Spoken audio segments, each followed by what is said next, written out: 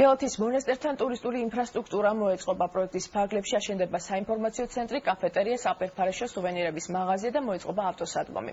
ამავდროულად რეაბილიტაცია ჩაუტარდება ტაძრამდე მისასვლელ 600 მეტრიან გზას. გაიმართება წყლის და კანალიზაციის ქსელი, ასევე ჩატარდება მონასტრის სარესტავრაციო საკონსერვაციო სამუშაოები, რომლის ფარგლებშიც გათვალისწინებულია გელათის მონასტრის გუმბათის და კედლების რესტავრაცია, კონსერვაცია.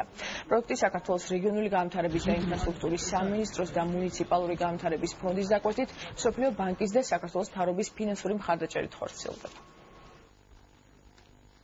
სრულად იქნება მოწყობილი შესაბამისი ინფრასტრუქტურა, სადაც მომლოცველებს და ტურისტებს შეეძლებათ მოვიდნენ სამონასტრო კომპლექსში და დაათვალიერონ ჩვენი ქვეყნის კულტურული მემკვიდრეობის ძეგლი. მოეწყობა ინფრასტრუქტურა, სადაც იქნება საგამოფენო, ასე ვთქვათ, ოთახი, იქნება გიდების ოთახი, მოსასვენებელი ოთახი, ასევე საპირფარეშო.